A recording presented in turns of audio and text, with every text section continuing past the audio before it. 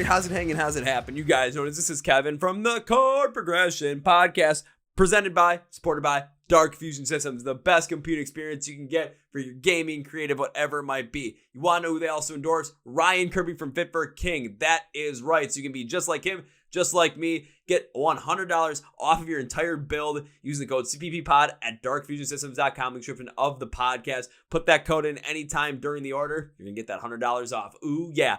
Now we're going back to Canadian hardcore, putting the focus on with a band called Solpais, and we talk about growing in the Canadian hardcore scene, a band that has come up since its really rebirth after the pandemic, and this band is freaking awesome. Also, a Creed hardcore cover? Yeah, this idea is concepted. Are you guys ready to get in love with a great band? Let's go!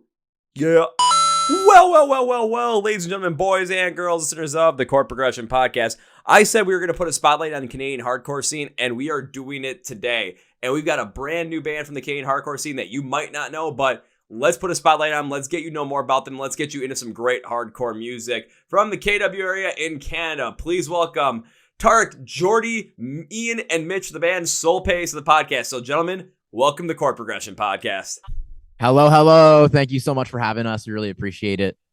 Thank you for being on, guys. And let's start this out because I'm not sure how many people necessarily know you right now. So let's get people to know the backstory of you. So in a synopsis, maybe if you guys keep it like 5 minutes, like summary of the history of Solpais, go for it. I want to hear it. Let's get more people to embrace you guys. Okay, cool. So it started out, I was writing some songs around COVID time, like 2020-ish. I always wanted to like do some heavier kind of music, some hardcore stuff. And I was in some bands before, but we never really did that. And the band I was in before kind of ended. And so I was like, fuck, I'll just keep writing some shit. And the original idea was just to write, was the 5 songs that we have now, was to write those. And then just get them recorded, just throw it up under some random name and just kind of put it up there. And so I started kind of doing that at home and just recording like the guitars to a click track. And I brought it to Ian, who I known through playing with his like band Danger Liker. We've been friends for a few years, and we started working on it. And then he was into it, and he was like, "Okay, cool. Like, I'll play guitar for you if you want to do a band." And then we had a drummer at the time named Evan who was into that too, and so we wanted to play drums for the band, and we got a bass player, and it kind of ended up just being a band. And then we slowly like recorded all the songs, and then just been putting them out and playing the regular shows like every once in a while. And then yeah, I guess I don't know. We just put a single out like every few months or so, and I'm trying to think of what we done after that. We just been playing shows and trying to put out singles and stuff. And then we got Tarek in the band around January of this year, I think.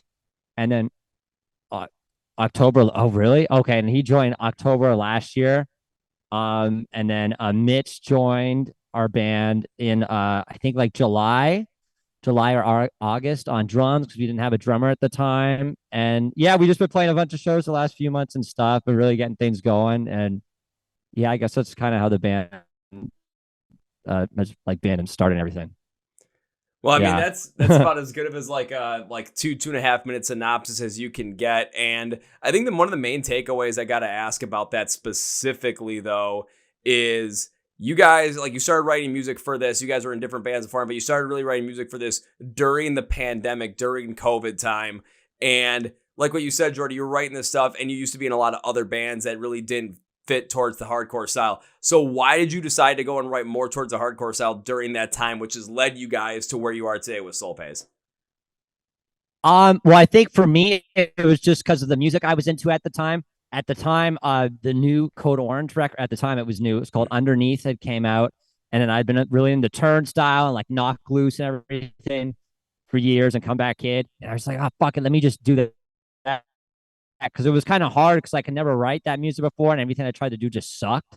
And so I was like, that just sucks, man. So I would have like a riff idea and would work on it, and then just come up with one arrangement and then switch that around and tweak riffs and stuff. So it was really cool as like a guitar player, and like challenging to make something that was like fun to play, but I also thought could be like a really cool song. And so I think at the time too, the world was kind of weird. I guess it's always a bit weird, but I don't know. It was just you were kind of just like in your own world, so you could just kind of do your thing and had some extra time on your hands. So I just tried to like put it to use so it wasn't wasted watching YouTube or anything. But I don't know. I've loved that music for like years, so I thought it'd be rad to do something with it and be in that scene and play shows and everything. I don't know. I just always thought that world was super cool and wanted to be a part of it. So that makes sense. And when I recently had talked with the guys in Rust, one of the things that they brought up was a lot of people were getting more into hardcore music, especially in Canada during the pandemic, during Uh-huh. COVID time, specifically because that was a type of music that you could accurately just let a lot of those feelings out of anger, rage, disappointment due to everything that was going on in the world, due to all the shutdowns, all the restrictions that were put on people. I know like we had restrictions put on us in the US and what we could do, what we couldn't do. I know in Canada, though, you guys had it even worse than we did here when it came to restrictions. So I'm trying to like really connect with that music and really put a lot into it. Once the pandemic broke and once more people were getting into that kind of music due to the nature of its sound, due to the nature of its emotions, it was somewhere now the scene was able to start to really have a chance to grow because so many people were focused in on it due to the emotional balance and the emotional roller coaster everyone had gone through, especially from like, March of 2020 till about, January of 2022.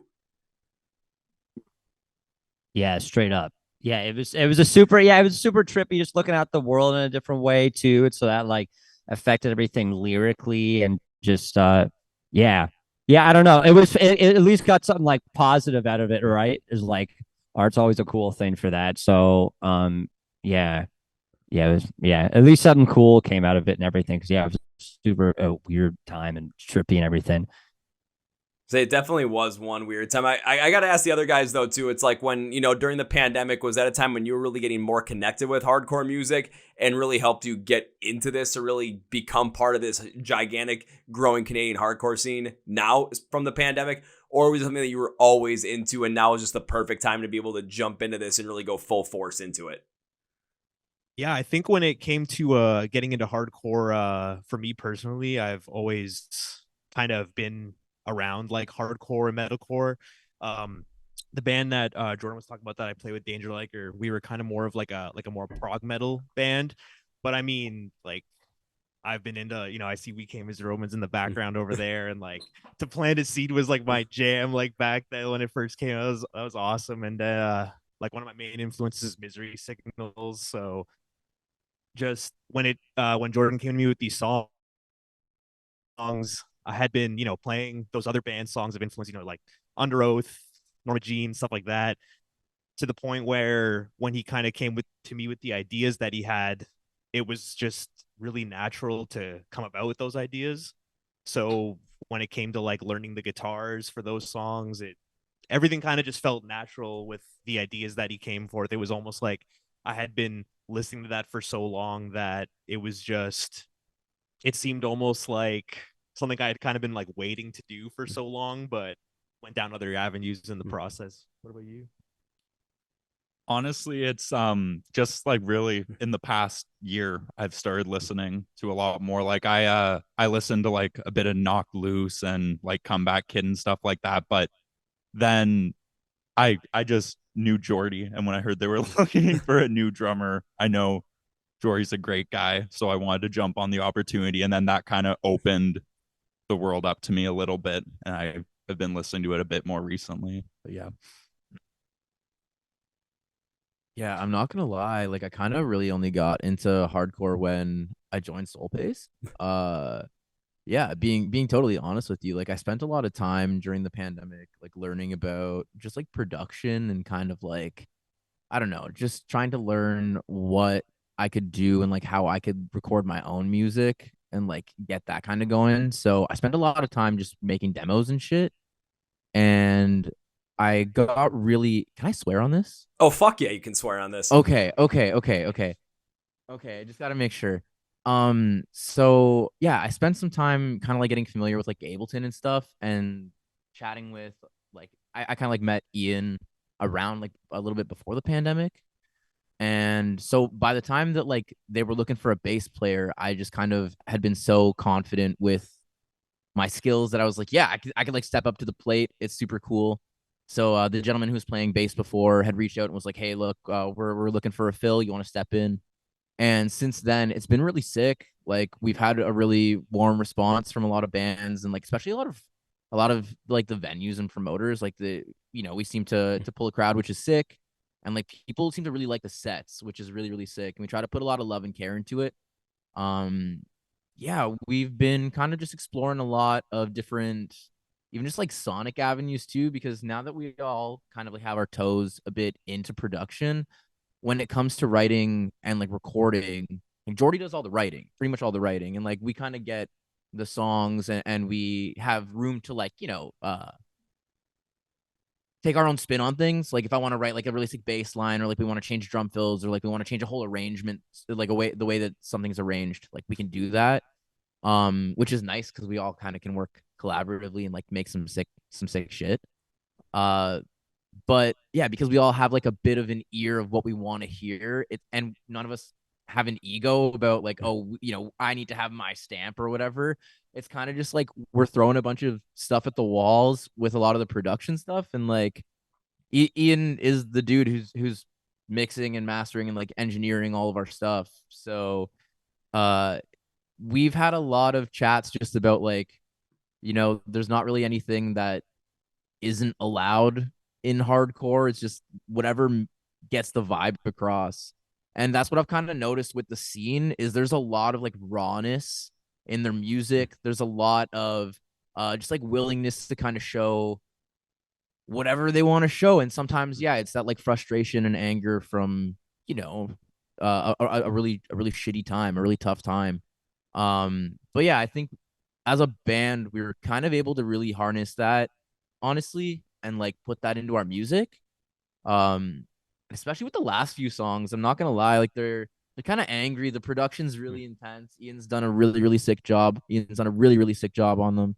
And it's just gritty. I'm noticing that a lot of the music in the scene is really gritty, and I really fuck with it. Well, having more gritty music in the scene, having more of that raw sense to it just allows a lot more creativity behind there. And I like what you said where it's, you guys don't have an ego where you have to have someone's stamp put on it. It's you're just going for whatever is going to work with what you guys are trying to go for. And the vibe that you have to hit. But instead of just trying to like, okay, we have to follow this pattern, we have to hit this vibe, we have to include all this stuff in there. You can formulate it any way you want. You can just roll with it and have a blast with it. And you never know. It can lead to something where you have this idea of when you're writing songs, anything can happen. And unfortunately, I didn't want to cut you off, but I was going to ask your buddy that just walked in there, because I was watching Scream 2 before we started shooting this. I wanted to ask him what his favorite scary movie was. Really let it get ripping, but you know what? He dipped out of the room too soon.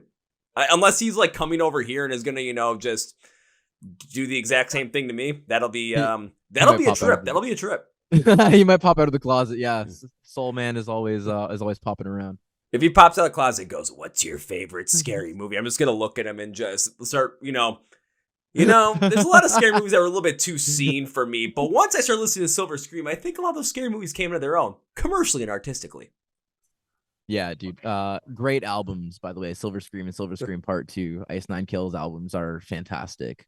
Absolutely fantastic. Absolutely. But again, jumping back to you guys, it's really cool to just kind of hear how all of you kind of got into hardcore and how, especially, not the pandemic, but just how the past couple of years have really helped formulate where you wanted to go with that and how it all came together, especially from, I want to say the production side specifically, because when I was listening through your music, listening to what you guys had on Spotify, one thing that really stood out to me around your songs was I've heard a lot of hardcore that's on Spotify right now, especially checking out a lot of newer bands.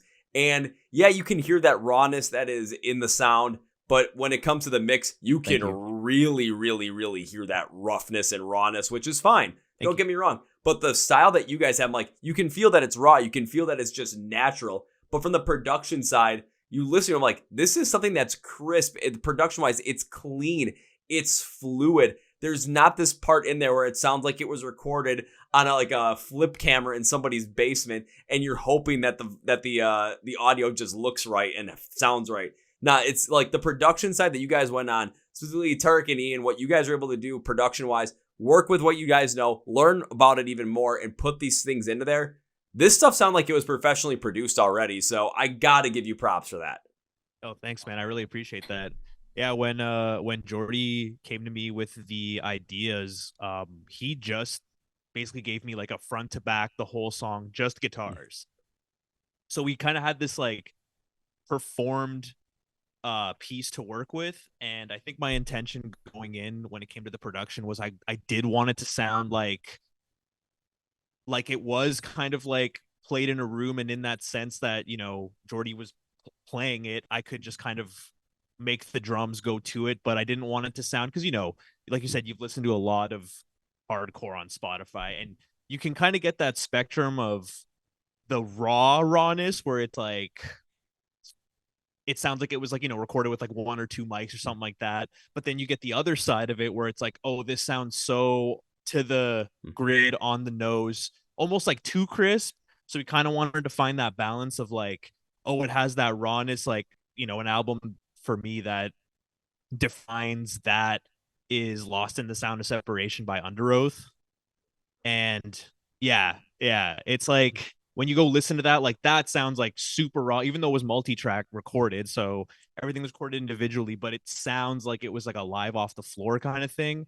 So I kind of wanted to bring that vibe. So in terms of the production, like the drum sounds super in your face and crisp, but like I wanted to have it as if like the room, it's like the guitars, the rhythm guitars have a bit of room sound, the drums have a bit of room sound, the like synths have a bit of room sound there, and I kind of, the intention was to kind of make it all sound like it was in the same like room, but you get that in your face punchiness. And you know, the reason why I kind of led the production at the beginning, I think, is because you were just starting to learn Ableton at the time, like during the pandemic. Yeah, so you only knew how to record guitar, so it was kind of more like out of necessity that I was kind of like bringing my not only like my skill of like being able to produce, but like, you know, some I got to have some ideas like, oh, what if we try this synth track, you know, because I think that kind of is something that has us like kind of stick out a little bit, is like our production choices, like with the synths or some random little ear candy you hear about that. So that was kind of where I was able to put my flavor in. But now we're at a point where, you know, with the new stuff we got going on, Jordy's had so much production practice, and, you know, he went to school for it, and now he's at a point where, you know, yeah, he now, it like, instead of it being like, hey, I have this guitar track, let's try to do this, he's just comes in with the full production session already. He's like, here's how it sounds, here's how the song sounds, I have the synths already picked out, I have like the drums already like laid out, and everything just is already like complete. So it's cool because now we have more people to like reference, like a guitar, like if you hear his like mixes and his production, it's like you're just hearing like everybody's on that same kind of like level of production, or at least we have like now more than just one person to do that.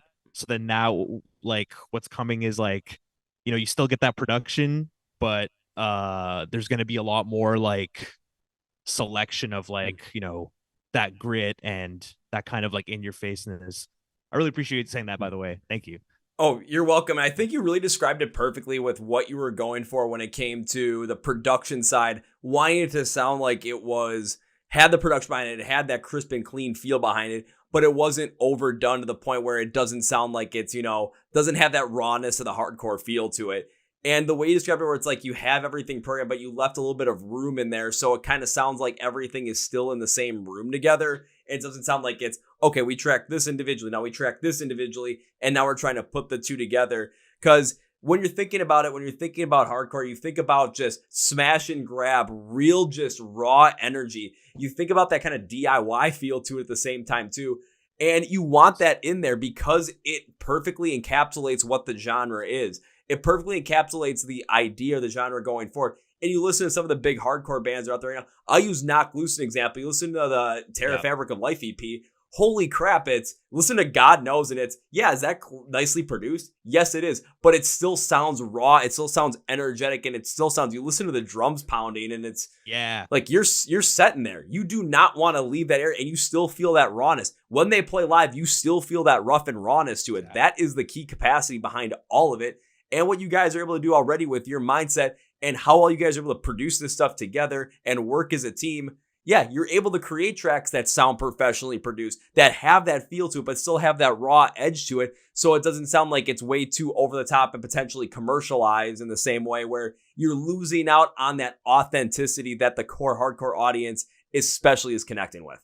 Yeah, exactly. When you kind of get that rawness, you want it to, because, there is a specific sound that comes with hardcore, just like there's for metalcore or prog metal or, rap or anything like that. Like EDM, like there's a palette of sounds. And with hardcore, you definitely want to touch on those just to like give the listener like a sense of familiarity, but it's got to punch and it's got to be as loud enough, because when you're listening to it in a rotation like Spotify, you want it to kind of be on that same level. So there's got to be, yeah, you really got to like make sure you're hitting that like spot that when you hear something in rotation, it's all like you have to turn the volume up a little bit more or something like that. Like it just sits in there really nicely. So I think that was like a huge aim for us, was to have that like, you know, like industry standard, I guess, like level of like just like mixing wise, production wise. Because then when we play live, like you're gonna play with speakers and stuff, so there's gonna be stuff that amplifies the voice, and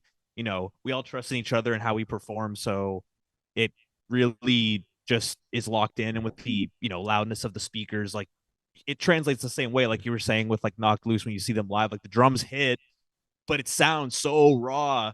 And it's not like perfectly to the grid. There's a little bit of push and pull. Some parts are like a little bit slower when the band plays. Maybe some parts are a little bit more rushed up, but that's totally cool because they're all locked in together, and you hear the loudness out of like a sound system. So it just is there, like always. Like you're always gonna get that.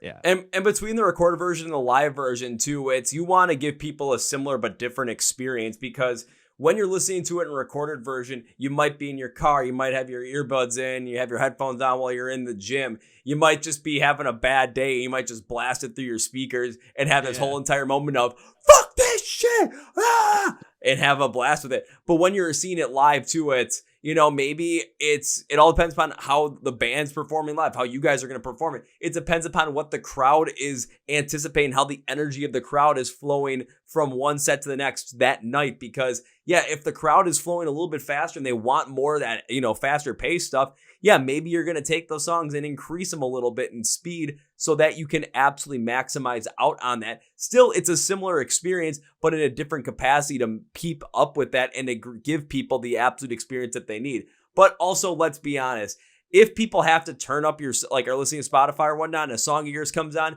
and they have to turn it up, it should not be because the volume levels are completely different on these tracks. They should be turning up because they're like, holy shit, I want to make sure that my whole entire neighborhood listens to this track, and they have no say in it. They are listening now. Crank it up to 11. Preach. Yeah, no, and honestly, with our live stuff, it's kind of sick. So because we all do there's a strong production background between all of us. We actually have our whole set like to a click, and so we have like a laptop with us, and it plays our backing tracks. So that's how we have a lot of our like synth layers and the risers and stuff. So a lot of that kind of push and pull is really in our performance, which is pretty sick. And you say what people expect. We've actually had a lot of people between the last few shows, especially. So we played we played a kind of a big show, and I'm stoked to talk about it. So we opened for a few really sick bands. So some local homies that we love, Auras. They're like a gent prog band. Traders, which are super, super sick. Upon a Burning Body, which is a super fucking sick band. And Boo, Born of Osiris was the headliner. It was an unreal show. It was a crazy show. And it was pretty sick because like it was a hometown show for one, but two, we knew that not a lot of people who were coming knew us.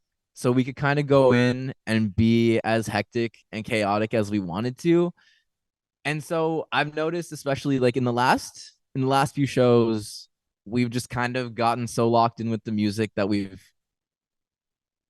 are willing to sacrifice a tiny bit of the note accuracy to be entertaining, to be fun. And that is really, I find, what like gets the crowd engaged. And like Jordy actually is the sickest. He's so sick as a frontman. He really engages everyone, like at every show. Our last show was actually a basement show in this city called London. It's actually in the same venue. We're playing it. We're playing it on Friday, which is kind of sick. It's called Dog Pit. Shout out Gage, shout out Endies. But yeah, so we're playing this basement show. It's a super like kind of warm and inviting environment, but we know we're the heaviest band on the bill. We know it's a Halloween show. We got one of our homies who does VJing, like video jockeying. He's prepping a light show for us. So I know this will come out after the show, so I can talk about it. He was cutting up some like Happy Tree Friends footage and like layering it. Yeah, yeah, it's fucking wild. And like with our live footage, and he was literally like layering the Happy Tree Friends kill montage, death montage that he made over our live footage. So we're bringing a lot of fun shit to our shows, and people really clearly like it. Like we gave some stuff away at our last shows. So the last show, the person who moshed the hardest got a pocket Bible that we got from a place called Bar Burrito, because we were eating burritos, and a condom because one of us had it in our backpacks, because it's important to Be safe. I don't know. It's what we had. It's what we had. Because that is obviously what our band is about. And the other show, the show before that, Jordy had a stick of beef jerky that he gave to someone. So, and honestly, the person who won it ended up walking around and feeding it to the band, which was kind of hype. So it was nice. Yeah, we like to do some fun stuff just to like engage people and make sure that like when they walk away from a Solpais show that they had a good time, but they were engaged and it was just fun. That's what you want in a show, is you want people to be engaged. You want people to be there and remember what your show was like and remember the positive times they had. And what you were talking about where you're going to sacrifice some note accuracy on purpose to make sure that what you're doing is going to be most entertaining, but also get the crowd the most involved. I do have a theory on that where, depending upon what kind of band you are, if you're a band like, I'll use Tool as an example. Yeah, I want to see Tool be as precise as possible and not miss a note, because that is their whole MO. I want to see that in a live setting. If I'm seeing a band, I'll use Knock Loose as an example. When it comes to 100% note accuracy, I'm not looking for that. I'm looking for the energy to be up high, and I'm waiting for the breakdowns to hit as hard as possible. And I'm waiting for that pit to be as crazy as absolute mayhem. Like, that's what I'm expecting. That's what I want. If you're going to hit on that, that's what I'm looking for. You guys have that mentality where we might not be the most technically precise band live, but we're doing that because, we aren't technically precise. We're doing it because it's going to amplify the live show. And when you're playing a live show, what matters is the people that are in that room in front of you, because you have an absolute impact on how they're feeling, their mood, what they think of you guys. Who cares about what people on Twitter are saying, or if anybody that's putting different random comments somewhere that's like on the hardcore subreddit, oh, they didn't play technically precise. Well, who cares? You weren't at the show. You're not the person that's being affected right now. It's the people that are at that show. And when you're putting crazy stuff around there, you have a VJ that you're working with, Happy Tree Friends. And you guys are reminding me of my friends in the band. You guys are reminding me of two bands. One, I recently just saw them open up for Polaris, called Pale Dusk. Pale Dusk is sick. They're so sick. Those guys are just, we love them. Just freaking wild, like just kind of like with that stage presence. But then the band that did the stage presence, but also if they ever get a video board, the shit that happens with that video board is nuts. Is my friends in the band Avoid. If you ever get a chance to go see Avoid, go do it. Avoid? If they get a video board, they'll be playing on stage, and their merch guy will actually connect to the video board with his Nintendo Switch, and he'll play Fortnite while the band on the video board while the band is playing. So it's like, it's that kind of stuff where it's like, you think it might take away from the show, but if it's going to amplify the show and get people even more to it, like if you guys would be playing as hard as possible and I'm moshing and all of a sudden I see the backdrop is Happy Tree Friends death montage, you gotta be kidding me. You think I'm not going to think that's cool? I would think it's the coolest thing ever. And that's going to make me want to mosh harder. That's going to make me want to hit people harder. It's going to make me want to remember you guys and be like, holy shit. You know what you guys should do for the next one? Use this clip. For real. Yeah, we've been really trying to make sure that it's, we honestly, we know that our music holds its weight, and we're happy with the music. We're really, really happy, I think, with the music that we put out. So yeah, when we're engaging people in any capacity, in any live capacity, you're right. The point is to engage the people who are like in the room, feeling the moment there. And I mean, none of us really care if anyone is like, oh my God, I saw them in a video and I heard this wrong note. Cause yeah, everyone in the room is having a good time. And like Jordy is so fun. So fun as a front man. Yeah, he like pretty much always will take the mic and mosh. So like Dog Pit, the place we played at, uh the stage has like a dog cage around it. That's why it's a dog pit.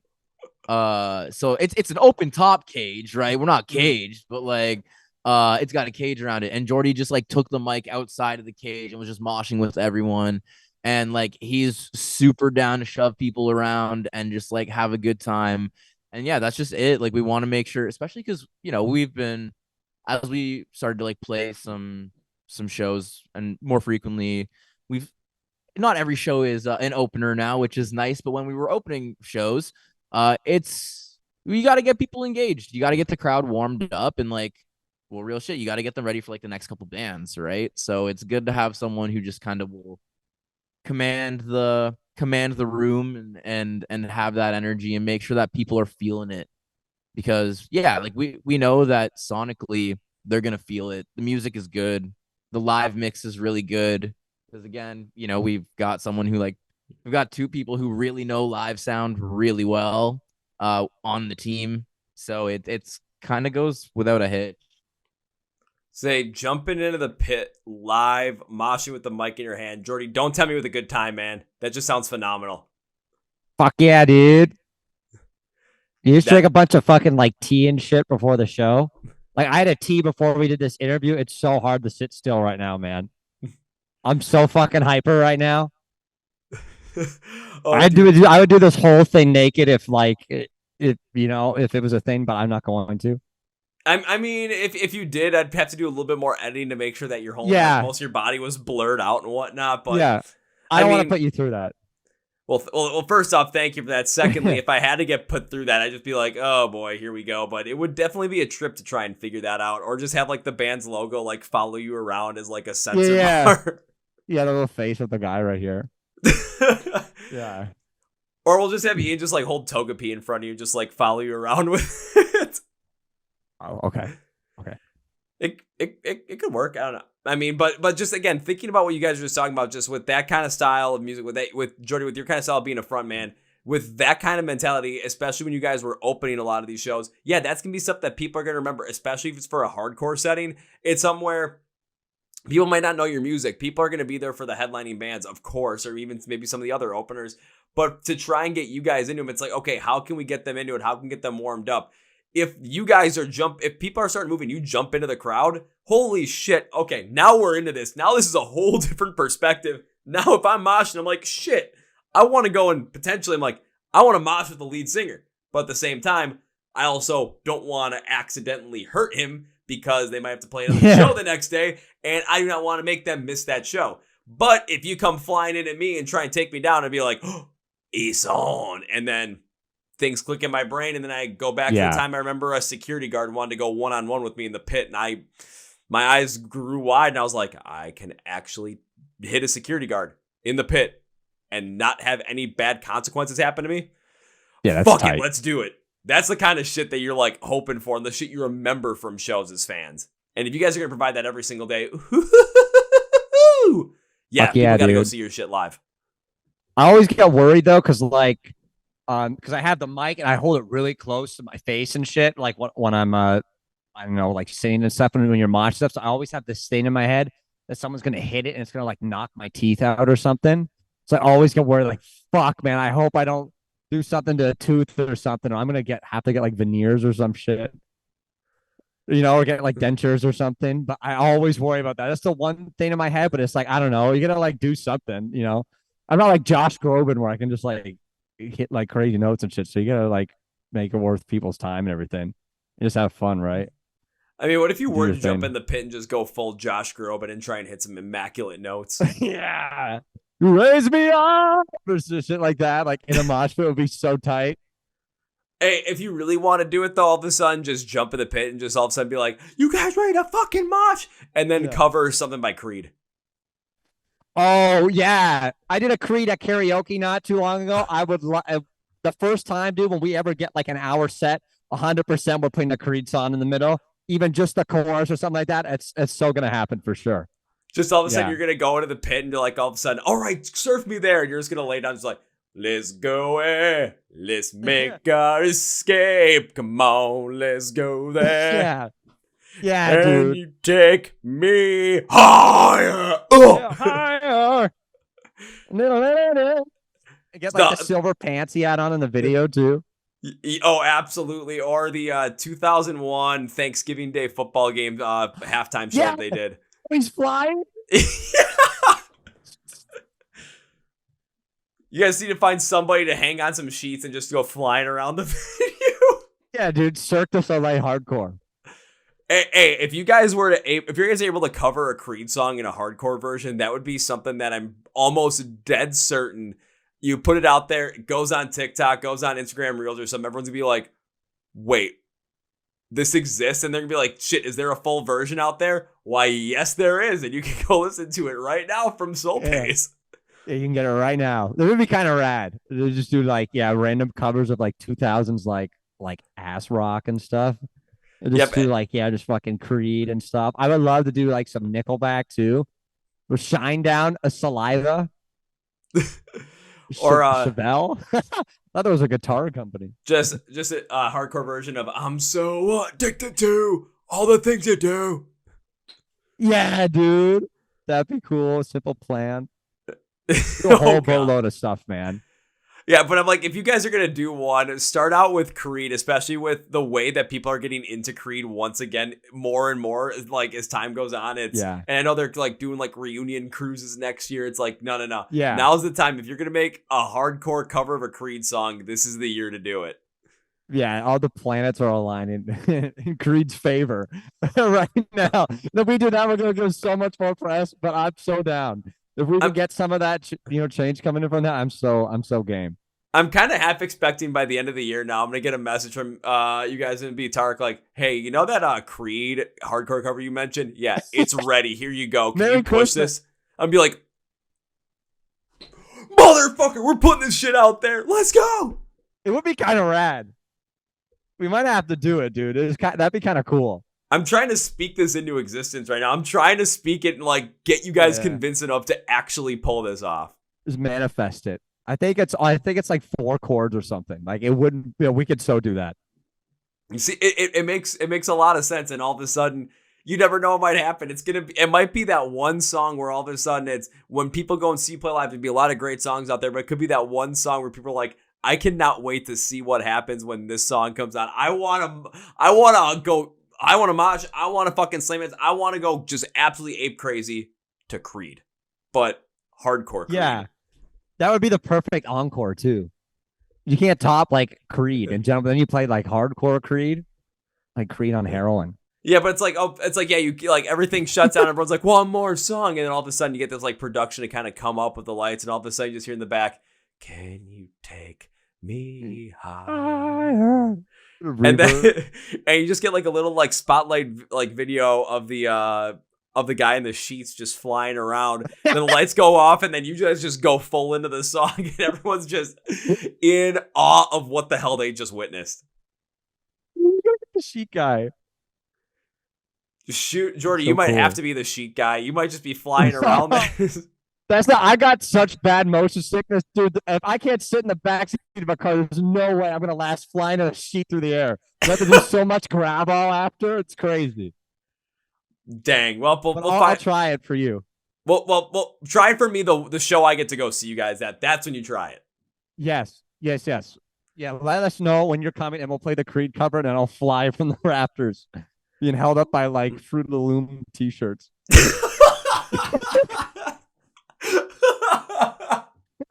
That's all we can afford. We can't get those big ropes. You know what? If we get Fruit of the Loom t-shirts, we'll do that. Or what we'll do is we'll go to like a resale store. We'll just get a couple of like white bed sheets. We'll tie them together and hope for the best. Yeah, that would be pretty cool, man. I'm down. I'll do it. Perfect. And yeah. kind of taking a look at where you guys are right now. I mean, growing in the Canadian hardcore scene right now.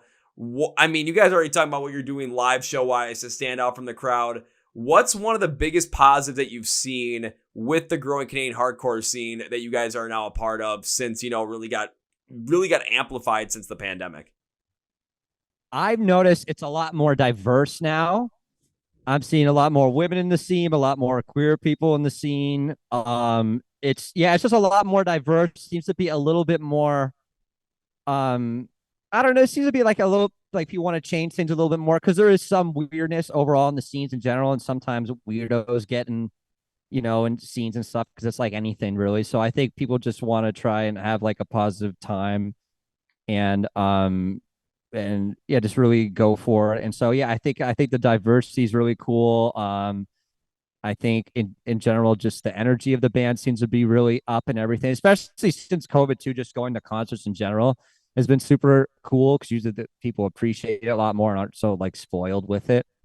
And so, and I've noticed that from hardcore bands, especially like this whole year. Like if you just look on Instagram and start clicking, oh, that band's from Toronto, and then see who follows them or whatever, and just find more bands. You can find so many bands, and there's some in Montreal too. So yeah, I appreciate all the diversity and everything, and just the energy everyone has. It's super rad. It's so cool. It's good to switch it up. That's a good positive to have, especially when it comes to hardcore, just trying to have a place where a lot of people have a lot more of a, just accepting a lot more people and having that open space where people feel safe to, express themselves through this music, and seeing more and more people from all these different backgrounds, all these different orientations, getting into it and being accepted with open arms through it all, from not only all the bands in the scene, but all the fans that are a part of it as well that make up the scene. It just gives the scene a lot more of this specialness to it, to where, in life, there's all these different cliques, all these different groups and whatnot. And there's a lot of people that don't fit into them, but you can go here, you can let out that rage, you can let out that aggression, and you're going to be doing with a lot of people that don't give a shit about, don't put any superficial ideas or any different discriminations or prejudices based on where you come from. All they care about is hey, you're here, you want to be here, you want to have a good time, let's have a good time together. Let's make this the best place possible so that everyone can come here and enjoy just being themselves. Yeah, because music is such a universal thing. Like everybody enjoys music, so it's got to be more. Why not be so welcoming to everybody who can, go through it and like express themselves. Especially with hardcore, it's so cathartic, right? Like everybody goes through catharsis, so to narrow that down to like only these people can enjoy hardcore. It just it's so great to see that when we play shows, and we've been going to shows, especially right coming out of the pandemic. Like, I remember the first time I kind of witnessed that was there was a place in Hamilton called the Kill Room. Shout out the Kill Room. It's a indoor skate park, and I remember just when we saw a show there, you can kind of sit on top of the skate bowl and just see the whole crowd, and I was just like, wow, like this looks so different than what it was in 2016, 2017, let alone like 2008.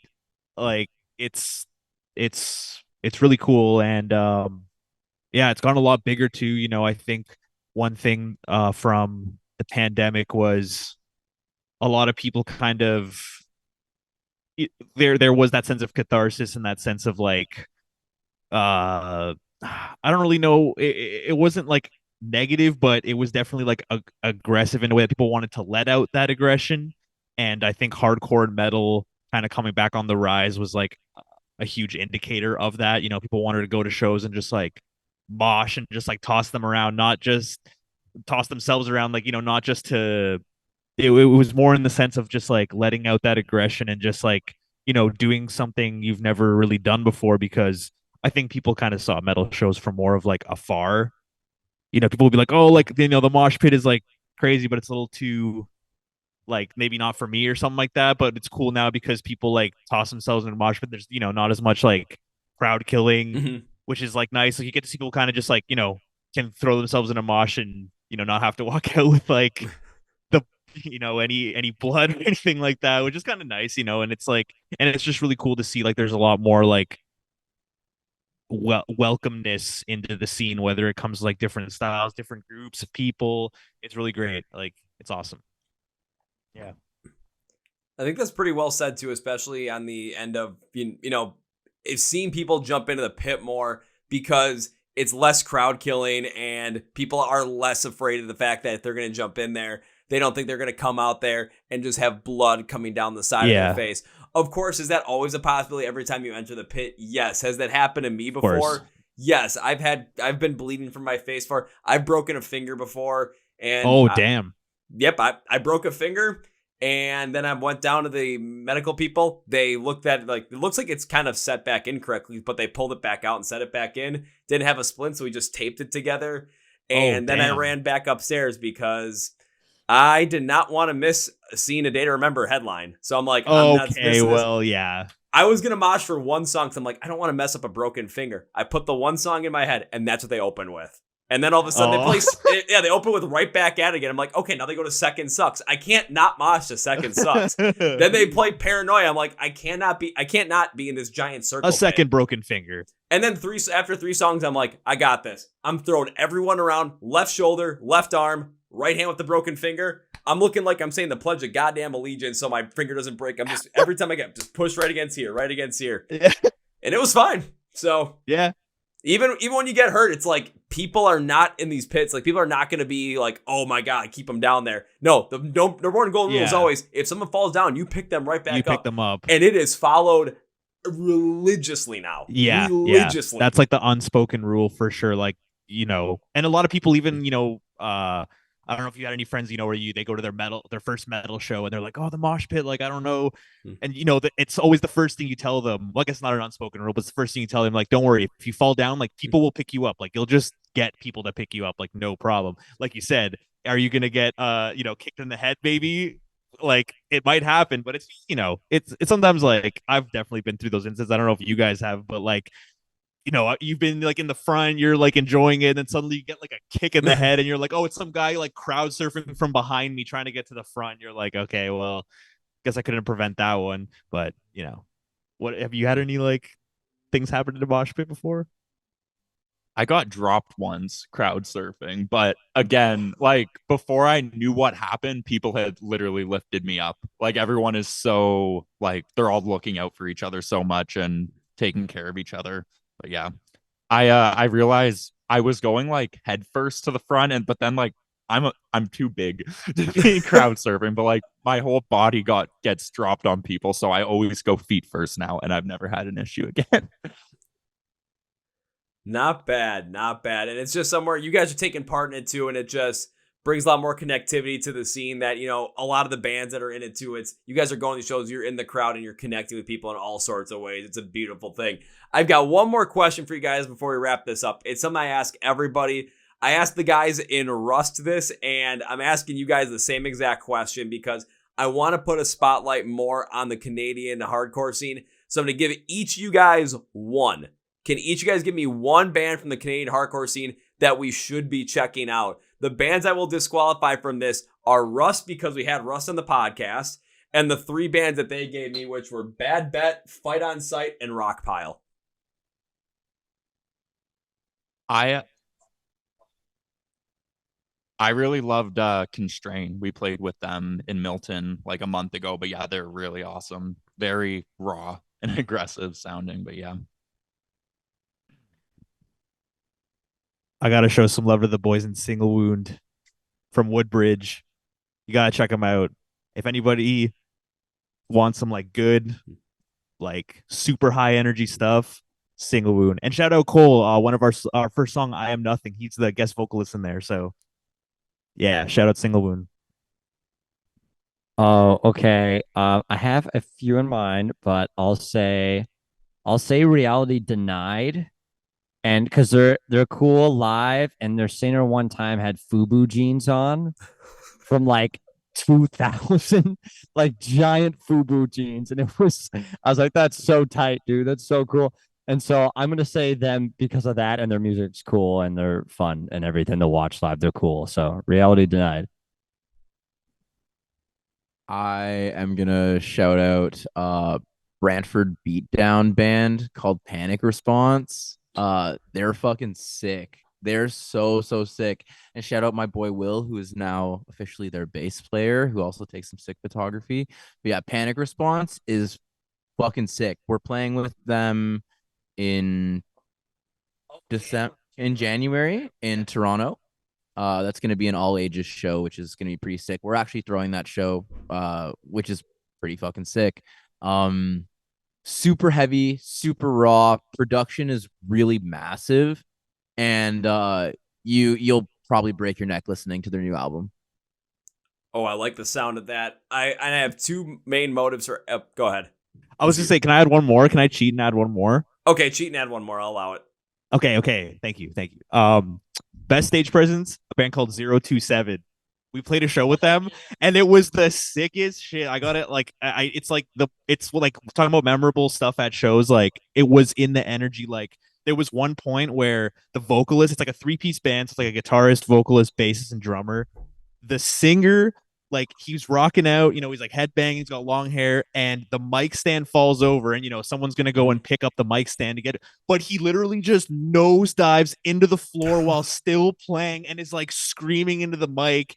And then the last part of the song, he just creates a bunch of feedback with his guitars, and he throws it on the ground, and he just darts to the end of the room while like pushing people and moshing people, and you just don't see him for the rest of like the set. Like, the feedback's going crazy, the band's still like performing, and then the show just ends, the feedback is still going, and he's just nowhere to be found, and the band just like packs up his shit. And it was just like, it was just such a, like, it was so memorable. Like, it was just so, yeah, it was just like, I was like,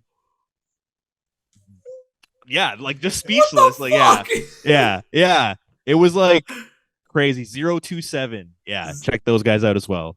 Absolutely. I ask that specifically for you guys for two reasons. One, I want to help put more of a spotlight in the Canadian hardcore scene, so I want to see other bands that haven't been mentioned yet. And secondly, I also take these suggestions and I like to try and reach out to these bands and be like, hey, let's get more of you guys on the podcast. Let's keep building this up. So thank you for the suggestions, for everyone to listen to, and for me to try and help bring on this podcast, well, to help grow the scene in my own capacity. And now, as we bring this podcast to its conclusion, one thing I'd like to do is give my guest, which is you guys in Solpais, a chance to say whatever you want to say.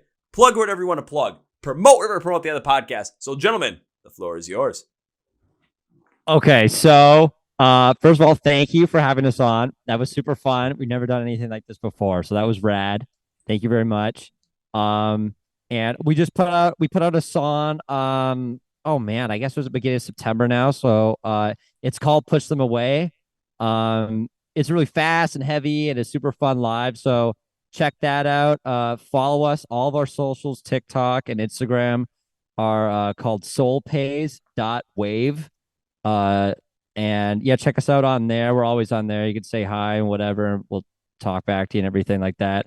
And yeah. So yeah, that was fun, man. Thanks so much. And yeah, fuck yeah, I'm stoked. Hell yeah. Perfectly well said. Now, turning this podcast with three specific things. First things first, when it comes to finding Solpais online, anything you want to find them, socials, where to listen to their music, where to find them and playing live shows, all that stuff.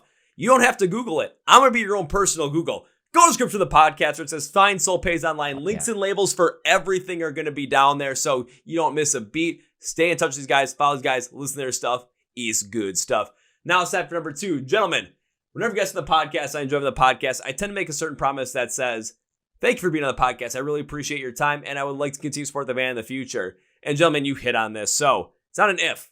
Fuck saying if. If implies it might not happen. I say when. I say when because it implies this is going to happen. We just don't have a day or time yet. When I get to you gentlemen perform live for the first time, I'm going to go all Liam Neeson on your asses from Taken. As I will look for you. I will pursue you. I will find you. I will mosh to your music. I will say hi. And first round's on me. Please do, man. That would be awesome. I'd love that. Hell yeah, we're making it happen. And now, number three, as we bring this to its full conclusion, I cannot say goodbye because this was hell of a lot of fun. I want to make sure I bring you guys back on the podcast because you guys are freaking electric. And I made you a promise. I'm making good on that promise. So this is not goodbye, my friends. This is, I'll see you later. Woo! Well, folks, I've been interviewed with the guys from Solpais, Tarek, Jordy, Ian, and Mitch. Now it's time for Kevin's final thought. This is the band that I love just already talking to, because when it comes down to them being a new band, getting known, especially getting known in the Canadian hardcore scene, they are doing everything they can to make sure that they are getting known and that their live show is something you don't want to miss. I mean, jump into the crowd, moshing with the crowd, literally during your set, a whole entire VJ thing where they're going to have Happy Tree Friends playing in the background and synced up perfectly to their music. I mean, how insane is that? There's something there to be said about how this band is going about this and working to connect with so many other people and connect with so many other fans that might not know them. And they're doing it all based upon they know what their music has to sound like in terms of sonic emotion. What they can throw in there is throwing anything they want, but when it comes to playing a live show, they're going to make sure they connect with you on every step of the way. They're going to make sure they bring that energy, they bring that rawness, they bring that authenticity, which is something that we are seeing heavily in the Canadian hardcore scene right now. And I need to put a huge, just endorsement on it, because it's bands like that that really you want to go see. You do not want to miss them out anytime they come by you. Like Pale Dusk, when I got to go see Pale Dusk open for Polaris, I didn't know who they were, but I'm like, this band reminds me of like Avoid, but they're Japanese and they're just as wild. Avoid is the perfect example of it. If I get to see Benny and the Boys play live, I do not want to miss out on any single second, because I know that show's going to be one of the most wild shows I ever get to see. You do not want to miss out on something like this, and Solpais does it very similarly as well with that mindset, and they're in a scene that's going to be welcoming to you. So come on out, go see a show. If you're going to be around that area in February, that's my plan, to go out to Canada, see a couple of shows, have some fun, maybe do a TSN style podcast at a venue. We'll make it happen, everybody. When it comes to finding Solpais online, go link script to the podcast where it says find Solpais online, links, labels for everything to follow along with them, get along with them.